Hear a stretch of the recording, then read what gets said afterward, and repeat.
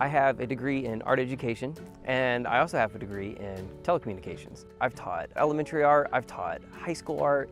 So 3 years ago, I decided that I would make some videos, just short little clips where I was trying to expose some artwork to some kids. And so I did one on Edvard Munch and the Scream. And I had enough parent reaction to it that were like, why are you not doing this?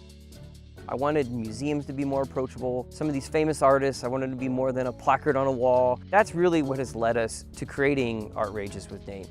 Another reason why we decided to create Artrageous was that there are obviously a lot of schools that don't have arts-related education or teachers or a designated teacher in the building. We want to help keep that resource available for the school that doesn't have the funding or has lost the funding for the arts.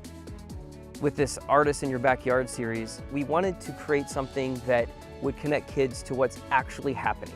So just realizing what Sky Blue Window was doing with trying to bring greater exposure within Indianapolis, we talked about the idea of what if we could try to pinpoint several artists and how can we do a quick overview of their work.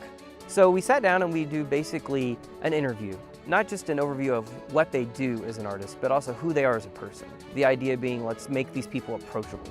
But the other thing that we thought of, we knew we wanted these artists to do something that's interactive and not just, here's who I am. We wanted them to create a small project based upon their skill set.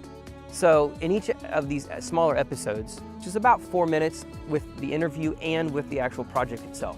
And then the idea is we want to then have them create an at-home thing that the kids could do with this artist. Because I love the moment of thinking I've seen kids realize all of a sudden, oh my goodness, that artist, they're in my city and is working here. Which is great because obviously a lot of times kids believe that we've got to be somewhere else. That's probably one of the major reasons why we talked about creating this series. I think the reason to get behind what we're trying to do is how can we get kids to be more creative and innovative?